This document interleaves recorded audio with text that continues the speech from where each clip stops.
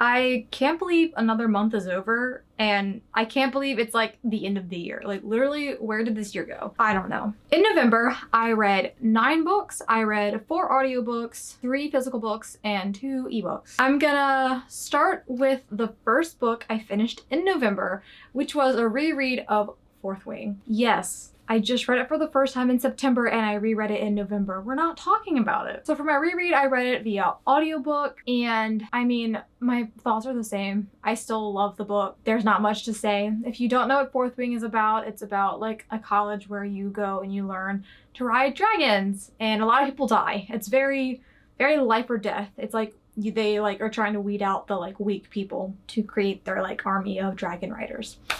And yeah, my biggest issue with the audiobook is that they pronounced her name Rhiannon.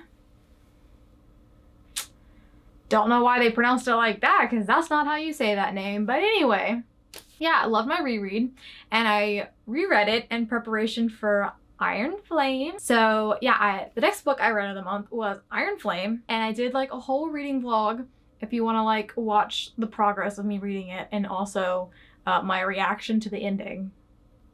I can't really say what Iron Flame is about because it's like a sequel. But I can tell you like my thoughts about what I thought about it. So I personally liked Iron Flame. A lot of people... I feel like a lot of people had like problems with Iron Flame, and like I see what they're talking about and I don't like disagree. But I still really enjoyed it. My biggest issue with Iron Flame was like Violet and Xaden like fighting the whole time. It was just so repetitive and back and forth, and like I didn't really like that. But I still like enjoyed them in this book, and I like want more of them. And I love the world building in this book. I think it slowed the book down a little bit, but also it's like she has to set up for the rest of the series, so I was fine with that. I thoroughly enjoyed this book, and reading Iron Flame made me want to read more fantasy, which is like significant because it's like I don't even really like fantasy, so the fact that that book made me want to read more, it's a good book. So I was speechless for days when I finished this book. I still don't even know what to say about it. I am just waiting for the next one. And I landed on a rating of 4.5 for Iron Flame, which is also what I gave Fourth Wing. I felt like differently about them, but I still like enjoyed both of them, so they have the same rating, if that makes sense. So yeah.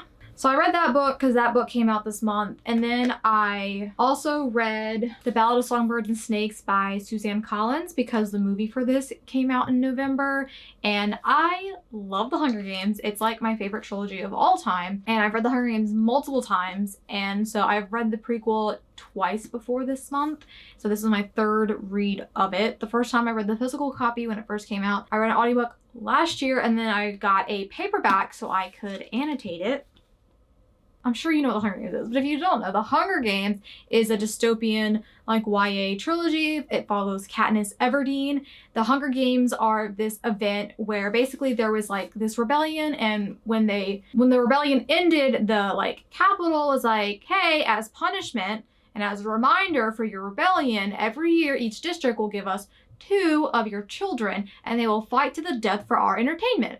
And so Katniss Everdeen goes to the 74th annual Hunger Games. So that's like the time period the trilogy takes place. So the prequel takes place during the 10th annual Hunger Games. And the main character is Coriolanus Snow, who is President Snow in the Hunger Games. So he is 18 and he is like graduating from the academy, and they decided that that year, 24 students from the academy would mentor the tributes from the districts. And back then, the Hunger Games was like not the big spectacle that you think of when you think of like the trilogy. They like got the kids, they put them in like a truck made for animals, and they literally dumped them into an old zoo, and then like didn't feed them for days, and then like plopped them down in an old rundown like arena type thing and threw some weapons.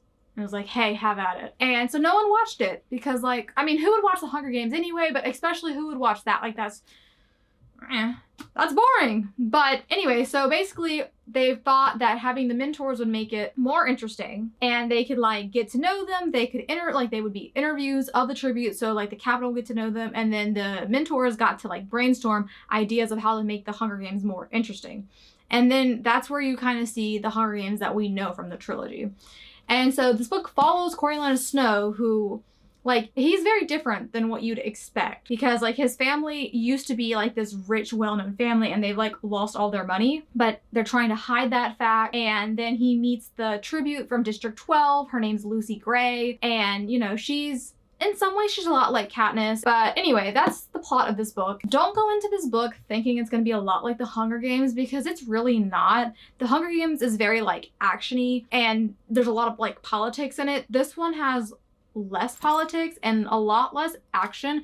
This is more like psychological. It's very much like getting to know Coriolanus and getting in his head and like seeing how he went from being this like teenager to being the President Snow we know. And when I first read this book, I didn't particularly like it. I enjoyed like learning more about the world and like connecting things from the prequel to the trilogy, but I like gave it a 3.5, and like The Hunger Games is like 5 stars for me. So I gave this 3.5 originally. But during my reread, like I was like I annotated it, I like underlined stuff, I was like making notes in it, like really thinking about what I was reading. And I decided I like it more now. This time I gave it 4 stars. And I don't normally rate rereadings, but I just got so much more out of it when I stopped and thought about how it compares to The Hunger Games. And yeah, I just really enjoyed it when like comparing it like that, and like annotating it like really made a difference. So yeah, I really liked that. So that was another book I read that I talked way too much about, but I love The Hunger Games, so like, what do you expect? The next book I'm going to talk about is Red Rising by Pierce Brown. And I started this book in August, I think. My boyfriend and I were like looking for a book to buddy read, and I heard Haley Pham talk about this book, and she like raved about it. She was like, it's like The Hunger Games, it's adult sci-fi. And I was like, hey, let's read this. And he was like, okay, because my boyfriend likes sci-fi and fantasy. And like, I don't know, we were reading it, and then we were like waiting for each other to catch up, and he finally finished it this month randomly, and I was like, oh, well, let me finish it. So I read the second half of this book this month. How do I describe this book?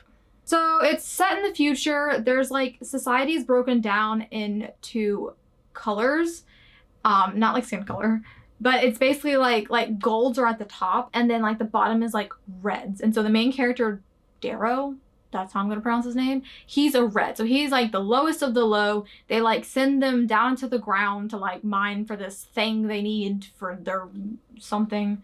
It's so hard to describe sci-fi. And anyways, that's how the book starts, and then he gets pulled into the rebellion, and he finds out that they really don't need that thing. Like, they were mining that thing to make like Mars livable or something, and it's been livable for like 100 years, and they've just been lying to them to like keep them as slaves, basically. And so he joins the rebellion, and he goes through this transformation to like become a gold so he can like infiltrate their society. And then he's thrown into this like, I don't even know. It's kind of like The Hunger Games. They're like in this like, the group of them are like in this area, and they're thrown into this thing, and then they, I don't know. I can't describe it. I can see where The Hunger Games like comparison came from, but honestly, it was like not that similar in my opinion. I didn't dislike this book, but I honestly just felt confused the whole time. And so like I got to the end and I like read a summary of the book. I was like, okay, well, I got all the plot points, so why did I feel confused the whole time? It was just something about the writing I didn't really love. Honestly, this book reminded me more of Lord of the Flies than it did The Hunger Games, which I guess you could compare The Hunger Games to Lord of the Flies as well. But I don't know. It didn't feel like The Hunger Games because it spanned over longer time, and it was like they built little societies kind of thing. So that's what reminded me of Lord of the Flies. But yeah, I was bored and I didn't like the writing, and I can't really tell you why, but I decided on 3 stars for the rating because it's like some parts did interest me, and like I did want to like learn more, I guess. So I will be reading the next book sometime. My boyfriend said he would rate it a 3.5 to 4 stars depending on the rest of the books. So basically he really likes what they did in this book and the like ideas they introduced, but he said it depends on how the rest of the books go, because if they like elaborate on those ideas, then he thinks it's like a good start to the series. But he said if they don't really elaborate on those ideas they introduced in this one, then like this book's not very good because they introduced these ideas and then it kind of just like fell away. So he had more cohesive thoughts about this book than I did, so that's why I'm including his thoughts. So now I'm going to talk about the rest of the audiobooks that I read this month. The next audiobook I finished after Fourth Wing was You'll Be the Death of Me by Karen M. McCannis. So this is the third book I've read by this author, and it is my least favorite book I've read by this author. It's probably my least favorite book I've read all year. I like this author's writing. I read One of Us is Lying as a physical book this year. I also read Two Can Keep a Secret as an ebook this year, and I enjoyed both of those. I think I gave both like 4 stars or something. Like, I enjoyed them. Not my favorites, but I did enjoy them. So now I'm just like, whatever, I'll read the rest of her books. Like, I don't care what they're about. So I saw like You'll Be the Death of Me was available from the library app, and I just downloaded it not knowing what it was about. Yeah, did not have any kind of interest in it. The main character's name was Ivy, which was like interesting, I guess, because that's my name. But I don't know, it had 3 points of view, which was just kind of weird to jump around so much. It was like this group of high schoolers who were friends, and then they stopped being friends, but they like decide to like relive their like middle school days, and they ditch school and go into the city, and then they find a dead body, and like they're all kind of connected to it, and they're like trying to figure out like what happened. But I don't know, I said that it was uninteresting. I didn't like the characters. Nothing really happened. It was like a mystery, but it was lazy. I was only reading to get to the end. Like, I did not have anything positive to say about this book. I said it was the most boring thriller, and not even because it's YA, because like I said, I've read some of her other books that I liked. It was full of teen drama, barely any mystery. I like destroyed this book in my notes.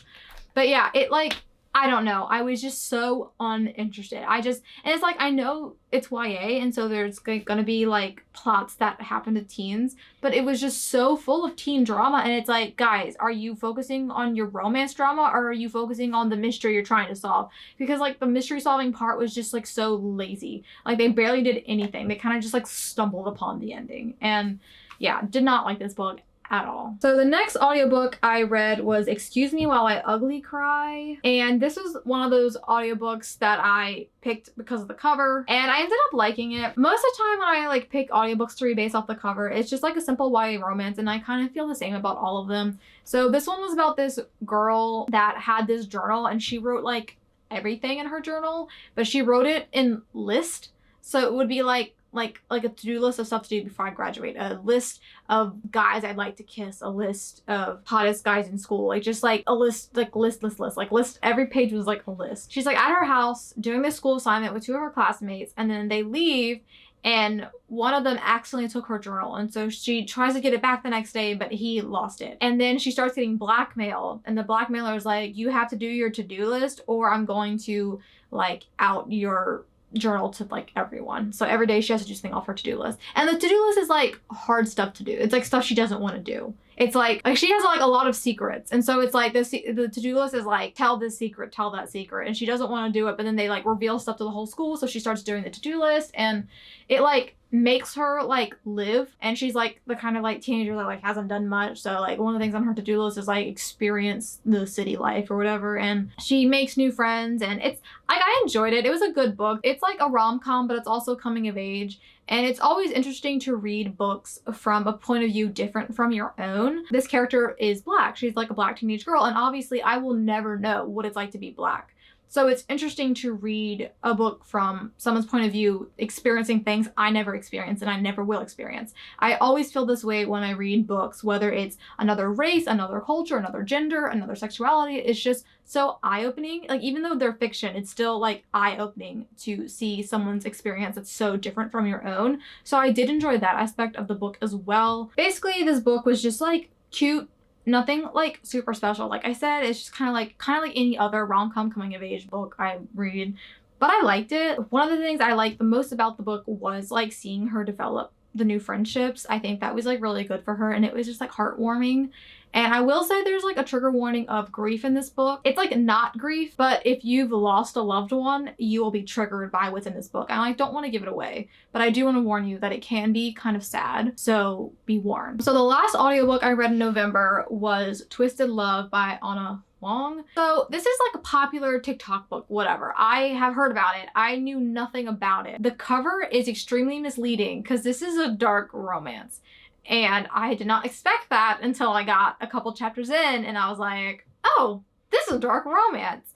And I've never read dark romance before, and I don't think I'm a fan. So the plot of this book is that the main character's name is Ava, and she lives next door to her brother. She's in college. He's like graduated, but he like watches over her, and he's going to like do like not like a study abroad, but he's like going abroad to do something, and he asks his best friend Alex to keep an eye on his sister. And so Alex moves into his house to like watch his sister. Like that right there is just like cringy to me. Like, she's a grown woman. She doesn't need some man to move in next door to watch her, okay? And of course there's like romance or whatever. I think dark romance is just not for me. And it's not because like I don't like dark storylines, because I do, but everyone has things they're into. I personally don't like controlling men.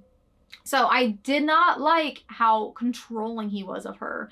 And she was into it. Everything was consensual in this book, which that's like cool. Like if that's what you're into, great. I don't like that possessiveness. I don't like him controlling her. I don't like him telling her that she's his and no one else can have her. Like I don't like that. That gave me the ick. But also I don't like how, like, I got whiplash from this book. Like it was like one chapter would be like really romance heavy, very like graphic sex, and the next chapter would be like some like reveal of their dark history, because of course both of them have like a dark history, and it was just like whiplash going back and forth between the romance and like the dark stuff. And it's like, I don't know, this is just like not my thing. I didn't dislike the book. Don't know if I'll continue the series or not. I might, but yeah, I've decided dark romance is not for me. If I want something dark, I will just read like a very twisted thriller. This book also has like a lot of triggering things in it, so I'm going to put those on the screen. And if you are someone who is triggered by certain things, I really request that you read the triggers before going into the book. So that was the last audiobook I read. The next book I read was an ebook, Secluded Cabin Sleep 6. So this was a thriller. Basically, it was like this group of people, a group of 6, stays in this cabin, and it's like this woman and her husband and her brother and his wife, and then the original woman's like best friend and her boyfriend. So the 6 of them are staying in this cabin, and I don't know why, but I had high hopes going into this book because it's like, it was cool, but there was like so many different point of view chapters that you were kind of just like, who is this person? Have I read their point of view before? Do I know how they relate? And like, that's really weird that there's like a point of view of someone who's not in the story. And it's just like, oh, these people are staying in a cabin. Their adults are having fun. This chapter is about a kid and his like struggles he goes through growing up. Like, how does that connect? And then there was like a point of view chapter thrown in there to just like confuse you and make you like think you knew what was happening, but it had nothing to do with the story at all. And I don't know, I just didn't really like this book. I feel like stuff was just thrown there to confuse you. You weren't supposed to know how it connected. And I didn't really like how it connected. I don't know, I was just like confused the whole time, and like not in a good way. And like I kind of figured some things out, but I didn't figure other things out. And by the end, I didn't really care what the plot was. Like I didn't care how they connected. I just wanted to like get to the end. And so I don't know, I wasn't really surprised. I didn't really care. I don't know, I just feel like it was a mess. It's not the worst thriller I've read, but I mean, it's down there. It's down there. I decided to give this one 3 stars because I mean, I was entertained. I did really want to keep reading it, but I don't think it was because I was like super entertained. I think I was just so determined to know how it connected that I wanted to keep reading. So I think the last book I have to talk about is the last book I read this month, which was The 7-Year Slip by Ashley Poston. This was my book club's book for November. I didn't read it till like the last week of the month because I was like busy reading other books. I did really enjoy this book. So this book is about this woman who is living in her aunt's apartment, and the apartment is like magic, and it like will take you back in time 7 years. And so she like meets this man that was in the apartment 7 years ago, and they like fall in love. And I went into this book with it being very overhyped because like all my favorite YouTubers gave this book like 5 stars, and I was worried that it was like too overhyped and like I wouldn't like it, but I did really like it. It was really cute. There were some like lines in this book where I was like, It was really cute. I did really like them together. I really liked their chemistry. It's not 5 stars for me. It like sort of gave me the 5-star feeling, but also I wouldn't say there's plot holes in it, but there's like question marks. Like I got to the end and I was like, but what about this thing, you know? And so it's just like keeping me from giving it 5 stars. So I decided on 4.5 for this one. It was like really, really cute. I did really like it. I don't have anything to say about it. I like really liked it, but I can't think of a single thing to say about it. Good way to end the month, okay? very cute. So those are the 9 books I read this month. I feel like I talk a lot about that, so I'm gonna just quickly go over the books that I bought in November. I did get quite a few. So obviously I got a copy of Iron Flame. I did end up reading it on my Kindle instead of the physical copy because some people were complaining about the black edges like rubbing off on your fingers, so I just read it on my Kindle, but I do have a first edition copy with the black edges. I didn't see any printing errors inside of it. I just have a couple errors like on the outside, which probably happened in the Amazon warehouse, but that was the first book I bought this month. This month, I also went ahead and ordered the 3rd and 4th books in the Magnolia Parks world. So that is Magnolia Parks: A Long Way Home and Daisy Hates the Great Undoing. So this is basically like Gossip Girl, but in London, like those kinds of vibes. The love is like very, very toxic. I have read the first book, which is Magnolia Parks. Basically Magnolia Parks and Daisy Hates take place at the same time, but they follow different characters. So you read Magnolia Parks, then Daisy Hates, and then Magnolia Parks, and then Daisy Hates. So I've only read the first Magnolia Parks, but they're getting new covers, and I wanted the original covers because like these two are my favorites. Like look how pretty they are. So I went ahead and ordered these while I could, and the size of them is like insane how different they are. But anyway, I did get these. I don't know when I'll get to reading Daisy Hates, but I have the 3rd and 4th one now. Then I went to a craft show at like a high school, so they always do like a book drive to like raise money for the school, and so it was like books for $1. So I got Interview with a Vampire by Anne Rice. I have like a big copy of this book. I wanted a little mass market. I also got a cute little cozy mystery called Murder in the Mystery Suite by Ellery Adams. I'm not a big fan of cozy mystery, but this one had a cat on the cover, so I thought I would try this one out. I also got a thriller called An Anonymous Girl by Greer Hendricks and Sarah Pekin. I forgot what it was about, but it's a thriller. And I read the back and I was like, this seems interesting enough. So I did get these 3 books for $1 each at a book drive, and the money went to a school. And then the last 2 books I got this month were for my book club for December. I'm in Sarah Crowley's book club. I love Sarah Crowley. And basically the book that won for the month was Powerless by Lauren Roberts. And it's a fantasy, but she also picked the runner-up, which was Lovelight Farms by B.K. Borison. So this is like fantasy, very popular. A lot of people have been liking this. And then this one's a Christmas romance, so she wanted to give people 2 options to read. So I did buy them both. I don't know if I'll get to Powerless in December. I definitely will read Lovelight Farms because in December I focus on Christmas romance. And so maybe I'll read this the last week of the month, who knows? But I also got those 2 books this month. I did buy 8 books in November, but you know, it happens. I guess I didn't do a great job at buying less books, but so for like bookish thoughts of the month, I did go see the Ballad of Songbirds and Snakes movie, and I really liked it. They changed a couple things that I feel like did really change the feeling or the meaning or whatever, but like nothing like too bad. But I definitely was like, me and my boyfriend got in the car and I was like, okay, are you ready to hear all the differences? And he was like, yeah, give it to me. And so yeah, I did enjoy the movie. I don't really have thoughts to say. I think it was a pretty good adaptation. The Hunger Games movies are pretty good adaptations for those books as well. So I think it fits really well in with those movies, and I'm happy it exists. And I would love for her to write more books in that world because I could just never get enough of that world. And I think that's it for this video. I feel like this video is going to be longer than it should be, but I don't know. I just had a lot to say about the books I read this month. So yeah, I can't believe another month is over, and I can't believe we're on to the last month of the year. That's literally insane. There's so many more books I want to read this year that I'm just like not gonna get to. Thank you for watching, and maybe you'll watch another video, and yeah, bye. Bailey, how many books did I read this month? Do you remember? Bailey, I read 9 books this month. Okay, Bailey, is that the side you want to sit on? You can sit on that side if you want. Is that where you want to sit? Okay. You good?